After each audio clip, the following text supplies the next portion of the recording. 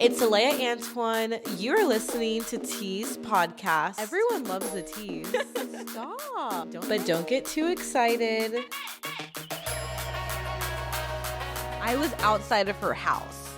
Like, I was outside of this bitch's house when she canceled. But honestly, she may have sent me a fake address because after I asked for my deposit back, she blocked me. Hello, everyone, and welcome back to Tease podcast. It is so great to be back with y'all again.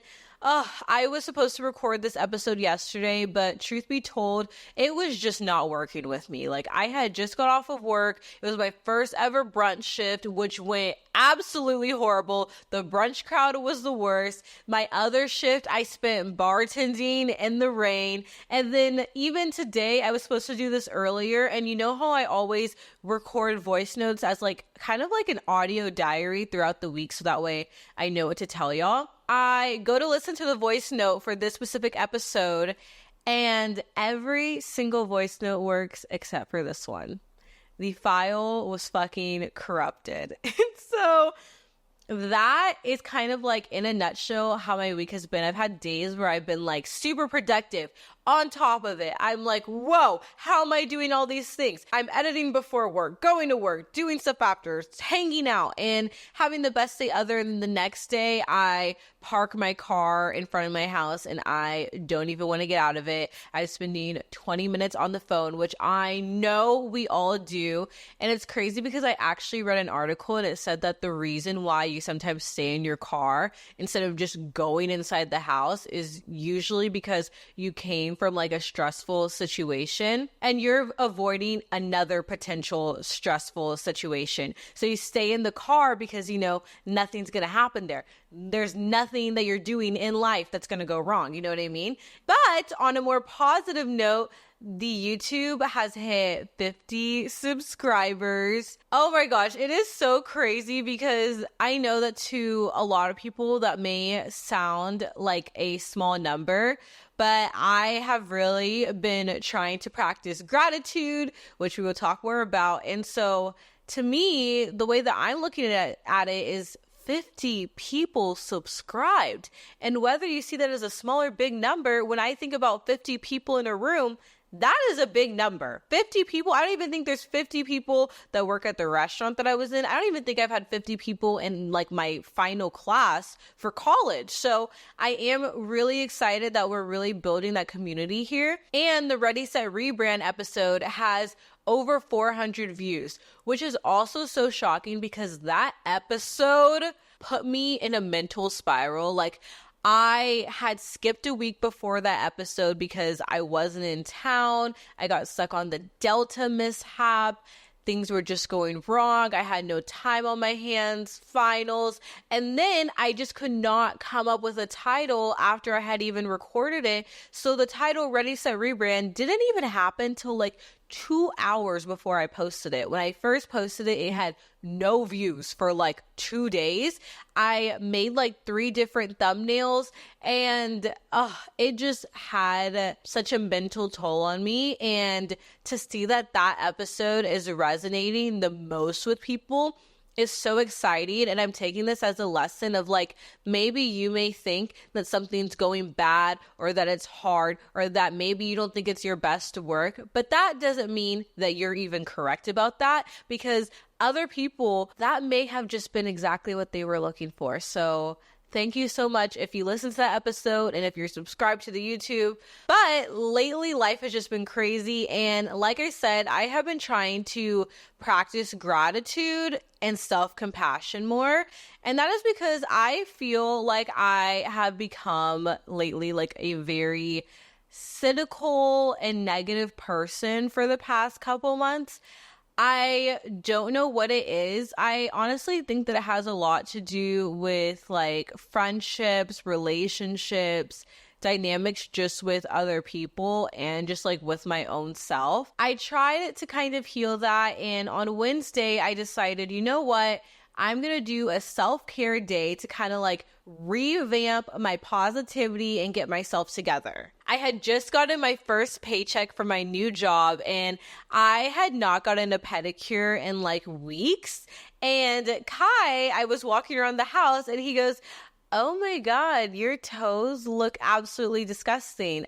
First of all, very fucking rude. Like, suck my toes, suck my ass. And also true. So I decided, you know what? This Wednesday, I am throwing responsibility out the window and I am doing a self-care day, because that's what everyone says nowadays, right? Like, if you're feeling burnout, if you're feeling negative, take a rest day, do some self-care, girl. And so I thought, you know what? I'm going to do that. You know where I might have went wrong? I decided to start my self-care day off with a Brazilian wax. Self-care, self-torture, there is just something about hot wax on your vagina lips that just... I've been getting a Brazilian for like 5 years, I think. It still has not gotten more comfortable. Like, I'm not gonna lie, to get me to that appointment, I go through like 3 cancellations. I book an appointment and then I chicken out. I book another appointment and then I chicken out. And then I do it again and I chicken out. And I just knew it was time because, you know, I like to do upkeep. It was getting a little wild and I was like, I need to go get this Brazilian. And the lady was really nice. She was telling me about her rave that she recently went to while I'm like burning down there. And yes, they do hurt, but yes, they're so worth it. I personally like Brazilians because you get to go from like completely bald to like a little bit of hair to like a little cute landing. Like, I don't know, it kind of like brings you through all the phases of where you can go and then you just start all over. Plus, if you deal with ingrowns, I think it's a good one. Besides that, I got the Brazilian, it was finally over, and I was like, okay, you know what? Nothing to take the paint off of my cooch like a good pedicure. So I go and I get a pedicure, and I decide to do like a cute little pinky white color. I know that white toes are the move, but like sometimes white just feels basic to get on your toes. Like, I get white toes in the winter when I'm not going to be wearing a lot of sandals, but normally I like to opt in for like some sort of like pink to white, maybe something with like a little bit of shimmer. But I decided to like be a little classy, be a little, I don't want to say demure. I don't want to say demure because demure has been ran through the mud. Demure has got a train ran on it. So we're going to say that I went with a little cutesy, classy pink. And while I'm getting my toes done, I'm enjoying it because there's only one other lady there. And I remember that they have complimentary wine. If you know anything about a girl getting her nails done, the best part is being able to drink during it. Like, I remember in high school, I had my fake ID and I would be at the nail salon like, can I have a blue Hawaiian, please? Because in Texas, they do it different over there. But this place, I decided, you know what? I just want a glass of red wine because red wine is my personal favorite. It's my favorite color. And it's the type of wine that just one glass and you're already tipsy. I love it. So I get the glass of red wine and she goes to grab it. But when she grabs it, she leaves the door cracked. And there's a trash can right outside of the door, fully open. I go to drink my wine and there is like 5 fruit flies on my cup. Keep in mind, I had already had a sip of the wine. So this was on my second sip that I noticed. So I put it down. I'm swatting away fruit flies. And honestly, I thought the lady would be like, is everything okay? Because while I'm getting my toes done, I'm whacking my arm around everywhere, moving, twitching, just like there's fruit flies, there's bugs, and I'm like stuck in this chair. And she just is ignoring it. And I see them flying around her head too. And I'm like, did you summon them here? Do we have an issue? How did they get here? Like, what is happening? Here's the part that I am a little embarrassed about. I was so determined to get that self-care in that I went in for another sip of the wine. And I knew that this sip would be my last sip because I was just like starting to have like that, you know, where you start getting the ick. Like, I was starting to get the ick, like I should not drink this wine. Who knows how old it is? And there's fruit flies and all this stuff just from her bringing out one glass. Who knows what's happening? I see the little fruit flies on the cup and I kind of shoo them away. I'm sorry, I was desperate. This is a desperate behavior. I admit it. I chug a big swig and then I just let the flies have at it. I let them drink the juice. But after that, it it just kind of threw off a little bit of the self-care day. And then I was trying to sell this Coach purse that I got from two ex-best friends of mine. And I was trying to sell it. The lady was already harassing me on Marketplace. And she was like, excuse me, I need you to meet me at this time, like, just tell me what to do. And I was like, girl, I will meet you on my own time. I meet her and she snatches the bag out of my hand and goes, the inside is not clean. I don't like it. There was one lipstick stain on the inside, which I had already taken a picture of. And she just throws it, kind of like just pushes it back at me and is like, I'm not taking this. But honestly, it's my fault because what did I expect? Her name was Dawn. What was I thinking? That she was going to be kind, sweet. Honestly, after that, I decided to delete Facebook because I had also gotten into some shit on that app. Like, guys, I hate to admit it, but I became a Facebook troll. Oh my God. I lost my mind this week. I don't know what happened, but I decided to drink a cup of Haterade. I got trigger fingers and I went to Facebook. First of all, that is not who I am. Second of all, that is not how old I am. I am 22. Why the fuck am I even on Facebook? And third of all, of course, I'm going to tell you the story. So the reason why I got trigger fingers on Facebook was because, I am in a bunch of JBLM Facebook groups. And basically what that means is like there's an army base over here and people like will regularly sell furniture, they'll sell clothing, and it's even less than actual marketplace prices because it's military people selling to military people. So when Kai was in, we joined a bunch of them. And like that was all that I had Facebook for. Like I don't use it at all. Pinky promise, don't skip out on me, don't break up with me, I promise I don't use it. But back in 2022, I wanted to get a set of acrylics, and this girl said that she did acrylics, she had all these pictures, she had an Instagram. I scheduled her an appointment with her, I sent her the deposit. She already knew I was driving over there. On the drive over there, she canceled my appointment. I was outside of her house. Like, I was outside of this bitch's house when she canceled. But honestly, she may have sent me a fake address because after I asked for my deposit back, she blocked me. So I made a post on that group and I said, hey, for anyone about to get their nails done from this girl, be careful. I still haven't got my deposit. I think it was a scam, all this stuff. After she sees that post, she decides to refund me it. And I decide I am never getting my nails done from anyone in this group again, right? Fast forward, it's 2023. It's New Year's and I'm like, okay, I want my nails done, but I know that I'm not going to get scammed again. I'm going to go through all the steps. And the girl who scammed me last time, her name was Markaya. So I see that this girl, Kay, posted and she said that she does nail services. Do the double check, book my appointment, send her the deposit. In about 45 minutes before my appointment, she cancels on me. I asked for my deposit back. She blocks me.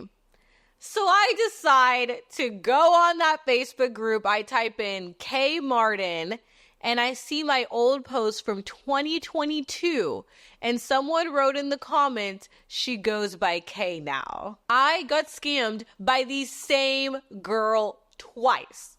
Not once, but twice.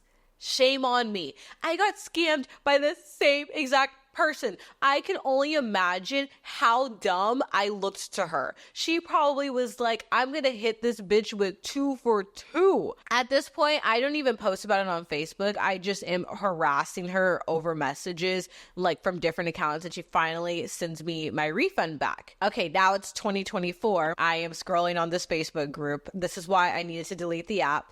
And I see that someone is offering to do cake services. And who is it? It is Markaya /K / her husband, Bryce. And they're saying that they do cakes, everything. And for some reason, I was just filled with rage. But I was about to have to go to work. And I was like, you know what? I'm not going to say anything. It's already been a couple of years. I'm over it. I got my money back finally. It's these people's things to deal with. I did not have that same sanity when I woke up, because when I woke up, I went straight to Facebook, commented, "This girl's a scammer," screenshotted all the stuff from 2022, but I didn't admit that she scammed me twice. I only said it to the one time. You know what I mean? I made this post on it, and I just thought maybe like one or two people would see it, because that's what happened last time. This Facebook group post went viral within like 5 minutes. And it was not people siding with me. There was maybe one or two people like, "Oh, girl, thank you. I agree. I got scammed by her." But the majority of the comments were people telling me that I was ruining a family's only form of income, that I was stupid, a bitch, a cunt, that it's been 2 years, get over it. Don't I have anything better to do with my life? I deserve to get scammed. Just going in on me. Yeah, I was not expecting that. I immediately, within 10 minutes, deleted this post, because within 5 minutes, like, this had already gone like 200 reactions and comments, and in a small group that's like way more than I expected. I didn't even want to interact. Like, it's Facebook. I'm not interacting with 30 and 40-year-olds who like are posting their child from the military. Like, I only go in there to buy clothes and buy furniture, and somehow I turned into a troll. I metamorphosized into a social media troll. I am not proud of it. I deleted the app, I deleted the post, and I will never be interacting on it again. But this really did make me think of, how are people able to troll other people online? Because, I mean, maybe it's the fake screen names and stuff, and that is what made me change it. But I obviously didn't have a fake screen name. It was just straight up Alea. And I instantly wanted to go off the grid, delete all my socials, and I hated it. So if you're ever thinking of, one, joining Facebook, don't. It's 2024. What the fuck are you doing? And two, don't become a social media troll, because even if you're fighting for the right thing, people are going to be mad at you. And yeah, it honestly got to me. Like, I kind of spent like 2 hours just marinating in the awkwardness and the shame of that it happened.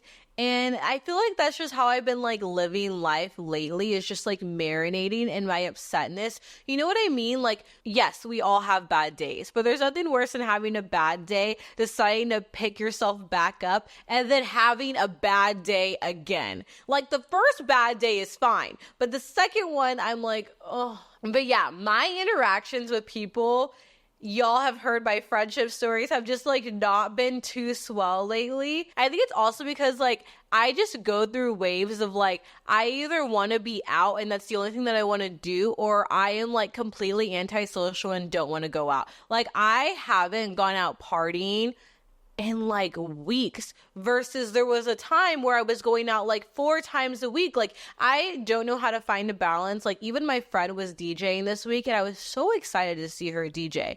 But like, once we got there, maybe it was like the commute and everything, by the very end, I was just so burnt out, so tired. Me and Kai start arguing because we're both grumpy. I don't know what we were arguing about. And it was just like, oh, like, why am I not doing well with people right now? I even planned my first outing with a coworker. Honestly, I never thought that I would hang out with any of my coworkers, because when I got this job, I was like, I'm not making friends. I'm just going to work. And again, I think that that's just a result of like trauma with other friendships. But I decided, you know what? The best way to get over trauma is submersion therapy. I need to like put myself out there. So we make plans to hang out. And as soon as I got in my car, I instantly regretted it. You know, when you just make plans and you're instantly like, why the fuck did I do that? I don't want to go anymore. I like called Kai and I was like, I don't want to go. Da, da, da, da. Should I just cancel on him? Like, should I not go? And Kai's like, just go. You already said yes. Just go for a little bit. And I honestly am really happy that I did. I think that it helped restore my faith in humanity just a smidge. This was a hangout that actually opened up a whole different perspective for me, which I would love to share with you guys. So the coworker that I went out with is a guy, and we get there, and it is like this hole in the wall, people smoking cigarettes, like people just talking. Like, it took me back to all of my previous serving experiences when you just meet other restaurant, other bar people, and there everyone's just chilling there. You know what I mean? Like, it reeked of cigarettes, joints, but also it made me feel alive. It made me feel like I'm a part of the working class people. Like, sometimes it's just nice to be in like those humbling scenarios, you know? We go out, we're talking, and honestly, I was surprised that we were hanging out because normally I have had guy friends, but I don't really tend to hang out with guys that often. I mean, at this point, I don't hang out with anyone that often, but we're talking about our experiences, and he's this really pretty guy, and every time we have shift change, there is like so many women just swarming the bar top to see him, flirting with him, like, think about pretty girl bartender and how the men act, and now reverse it. And the whole time in my head, I'm thinking, all men love attention. All men love being hit on. He must be soaking it up, right? We're talking, and he tells me that it actually makes him feel uncomfortable. It makes him feel objectified. He also sometimes doesn't even want to interact with other men because he feels like it's not going to go well. And it was so crazy to hear that because I completely relate to that experience as a woman. And I told him, I was like, that's something that I feel on the daily. That's something that I know all girls feel on the daily. Like, we feel unsafe. We feel like we can't interact with people sometimes. We feel like people aren't looking at us, but looking through us. And to hear that a guy was having these same similar experiences was such an eye-opening perspective for me. And I wanted to come on and say that, like, I never want to seem like I am discrediting experiences that other people face. And I also don't want to sound like a complete man basher, man hater. When I do this podcast and I tell my stories and everything, I want to be truthful and honest. And I've had a lot of bad experiences, as we all have with men. It's just the truth, and we have to hold that accountable. But I think that there's also room to acknowledge that we share some of the same experiences with them. And I hate to say it, but I don't hate to say it. That's a crazy statement. I don't hate to say it, but I want to say it. There are good guys out there, and I never want to seem like I think that every single one of them's bad. And so this was a very good way for me to see, one, it is important to break those barriers. No matter how much you are feeling down and out about relationships, friendships, other people in general, it is important to continuously put yourself out there because that is how you learn about new perspectives. And I also want to tell you, for my straight girlies, for my gay guys, for anyone who's into men out there are good ones out there because it was a great conversation. It was completely respectful. It was eye-opening. There was no flirting, no crossing the line. Like, it was a great hangout. And to think that I was about to not go because of my past trauma, because of my scaredness with people, I would have missed out on that honestly life-changing perspective. And I think that it's going to make me walk through life a little bit happier, maybe a little bit more open. And so, yeah, I just know that I'm someone who like doesn't handle stress, trauma, bad interpersonal relationships well. Like, I tend to just go in a cocoon and not want to see any and everyone. But I know that that's like not how you can live life. And so I've been trying to practice ways to be more grateful in my everyday life, have more gratitude, to like relieve that stress. And so I wanted to help you guys out if you're feeling cynical, if you're feeling like people are bad, if you're feeling like life's bad, if you're feeling like you're bad. I want to practice ways to bring on that self-compassion. And I think that it starts with realizing that you're just human and that you are weak. And when I say that, I don't mean weakness as a bad thing, but like for me personally, I think that one of the reasons why I have trouble accepting my own struggles and accepting challenges is because I am constantly taking on that quote unquote strong black woman role or that strong woman role. And the problem is when we're continuously telling ourselves that we're strong, our brain sometimes takes that as, I just need to push past this and get over it. How many of us have been crying and you hurry up and wipe your face because you're like, I have things to do. I need to be strong. I think that a lot of that can stem from, it could stem from race. It could stem from your place in the household. If you're an oldest daughter, I know damn well that sometimes you feel like there's no one else that I can rely on except myself.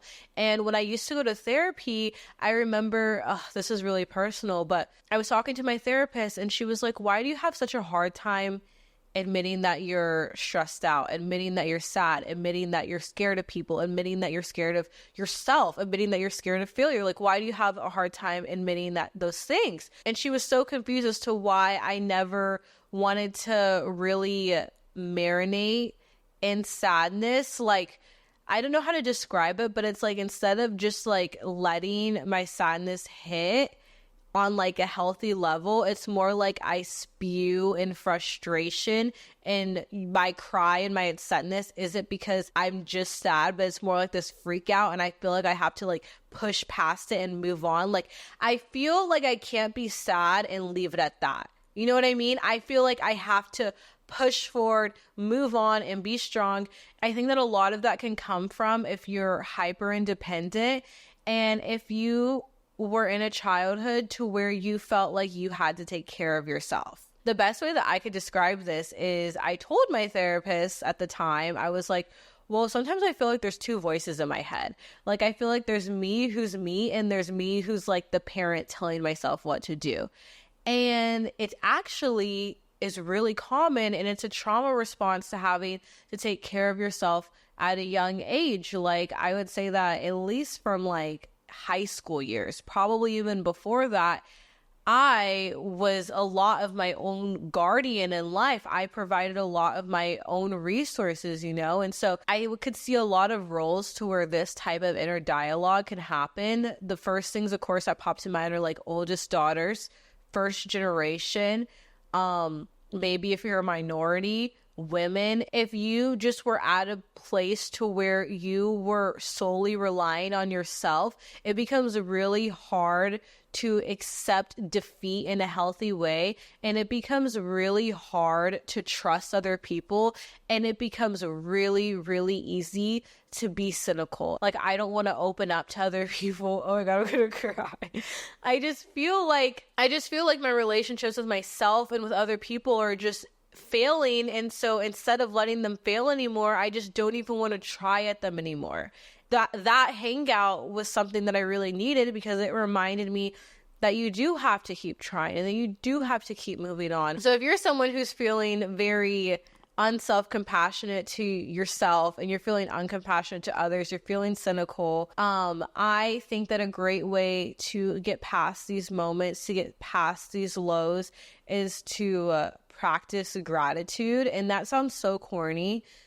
And I know it sounds corny because I've been avoiding the word gratitude for months now. Like, I've heard so many people tell me, practice gratitude. You see these TikToks, you see these things, gratitude.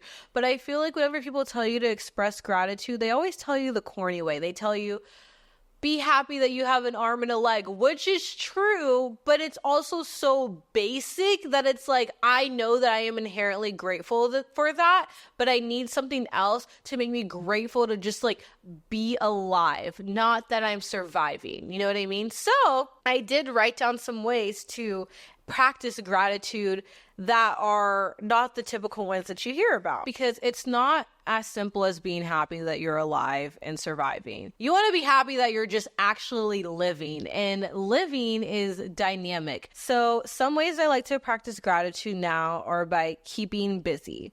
And I know that a lot of people tell you keeping busy is just a way to avoid your thoughts. Sometimes I think that's okay. It's okay to avoid your thoughts if they're negative. Hot take. I don't think that you always need to be super present with yourself and be super present in your sadness. Maybe that's bad advice. Maybe that's where I've gone wrong. But I think that if you're keeping busy and it's bringing you positivity, then that can actually make you focus on the positive. Like when I go to work, yes, I'm keeping busy. Yes, it's stressful, but I am focusing on, wow, I had a good interaction with this person.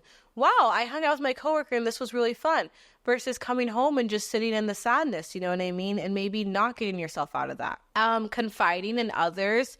I feel like when I call Kai and talk to them about it, or when I call my mom and talk to them about it, it makes me feel better. Sometimes even just saying your problem out loud really does make it feel smaller. You know what I mean? Like there's been times where I've been so upset, I say it out loud and I'm like, wait, that isn't a big deal. But in my head, it feels huge. So just putting it out there, don't make the same mistake 3 times.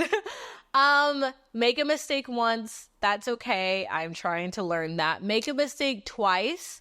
Some people say don't do that. I think it's okay because you're not an expert yet. Give yourself the 3 times rule. You make the mistake once, it's your first time living, you had no idea. You make it twice, fuck, I forgot that I shouldn't have done that. Don't let yourself make it 3 times. Sometimes look at the numbers, like how whenever I started this off saying about like the 50 subscribers, maybe you're thinking, man, at work this week, I only made $800 and some people make $800,000. Think of it as if someone just put 800 single dollar bills somewhere. Would you want it? Because I would. Sometimes look at the numbers and realize that they actually are big. We just live in an oversaturated society to where people want bigger than big. People want larger than life.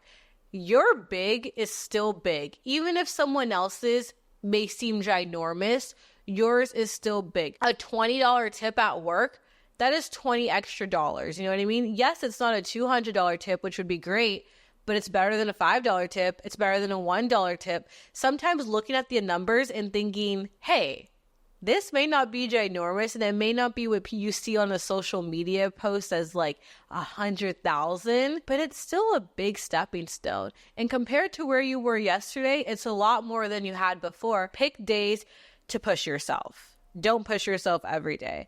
So like how yesterday I kind of just took my L and accepted the defeat. I don't think you always have to push yourself. I think it's okay to sometimes admit defeat and just wave the white flag and wait for the next day. Because sometimes when I push myself to do things when I'm not ready for it, I end up just spewing in more frustration. I end up being like even more mad than I was before. Another way is looking for the love in your life. This sounds cheesy and this sounds corny, but I've been watching Sex and the City, and on Sex and the City, they are all constantly talking about how they don't have a relationship. They don't have the perfect man. All they have is their friends. They're single and they're in their 30s and it sucks.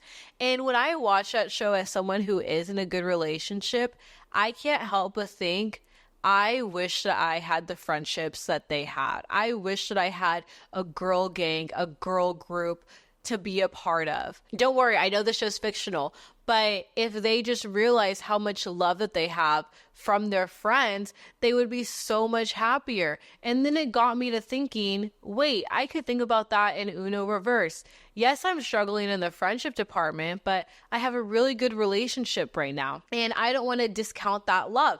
I'm working on a relationship with my parents. I don't want to discount that love. And so, yes, I am desperately honestly craving the friendships that I once had, the connection that I once had. But that doesn't mean that my life is void of connections. I still have that. And there's people out there that would kill for a good relationship as much as I would kill for a good friendship. And so realizing where the love does come in from your life.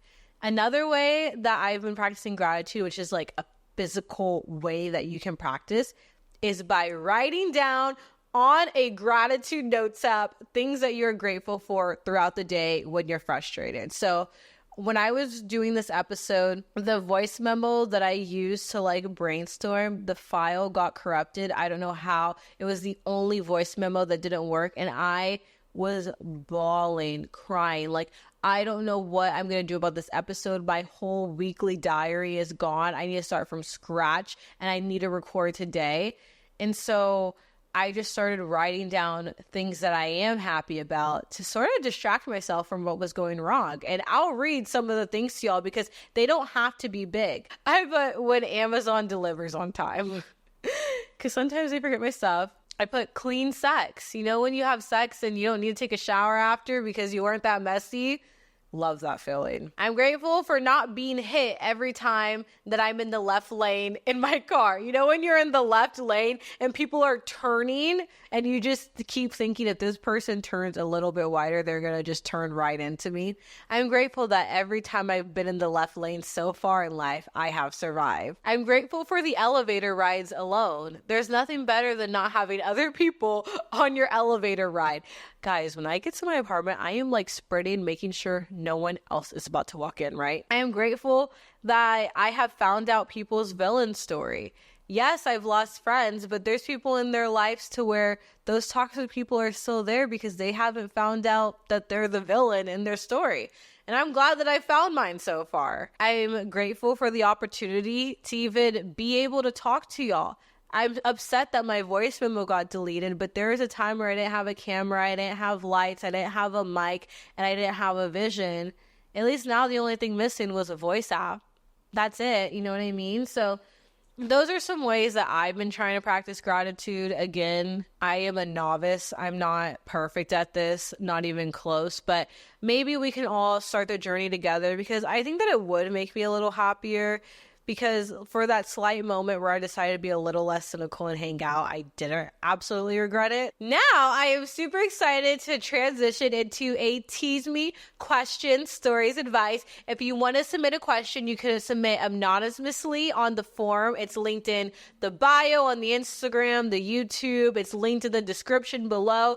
Send in your questions, send in your stories, send in your advice. We did get one recently, and it said, are you a jealous person, and how do you deal with jealousy? I think that I can look at this question from two different perspectives. One is dealing with jealousy that happens to you, and then dealing with jealousy that happens to other people. I do think that I'm an envious person. I think that I tend to compare myself to others a lot on social media, and there are things that people have that I want. So yeah, I probably do have jealousy in me. And I also have dealt with people being jealous of me. I told you about that one friend where we stopped being friends because she said that she felt bad about herself around me. Some ways that I deal with my jealousy towards other people is I don't go on social media when I first wake up. Whenever I go on social media, whenever I first wake up, I just feel like the rest of my day is like this endless comparison. So I try not to do that anymore.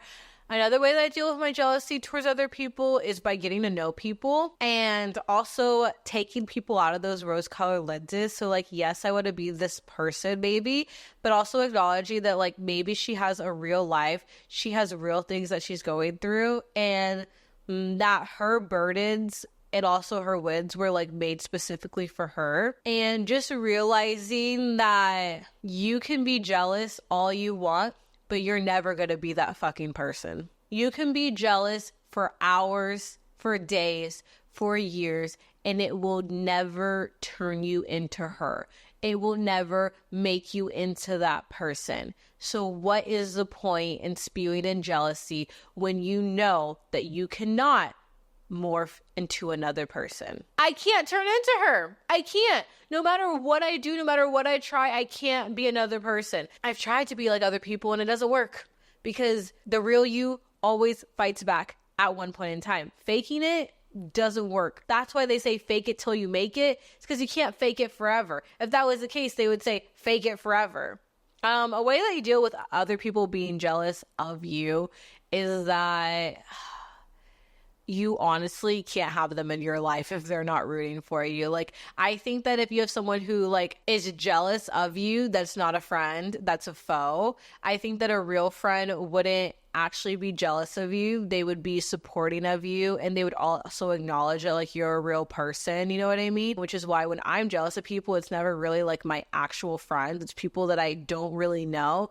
And so if you really know a person, you won't be jealous of them. So the best way to deal with people being jealous of you is honestly to cut them off and don't tell them your secrets, because if you tell them your secrets, they may use it to come back and hurt you. And yeah, jealousy can just really turn really sour, and you never know with who you're dealing with. So if you sense that people are jealous of you, no matter how much you love them, distance yourself from them until you feel like they could be happy for you winning, because jealousy breeds insecurity, and insecurity brings anger, meanness, harm. And so the best way to deal with people being jealous of you is to keep doing you, keep being happy, and cut them off and distance yourself. All right, guys, that is everything that I have for y'all this week. We should all make a gratitude notes app. If you do make one, type in some things that you're grateful for on the question stories advice form. And I actually have a surprise coming for y'all, which includes a Tease playlist, because I want us to keep the fun, upbeat, cunty, feeling myself vibes. This is what you're going to listen to when you're feeling down. And so I will be making the playlist available on Spotify for sure. Let me know if y'all want me to put it on like Apple Music or anything else, but I'll be dropping it by the end of this week. So you can expect to see it at the latest Sunday. So keep your eyes peeled and drop some song recommendations if you have any too. Okay, guys, I love y'all. Be sure to subscribe, rate, review, share this with a friend, and I will see you next Tuesday. Love you guys. Bye. I don't know how that one went.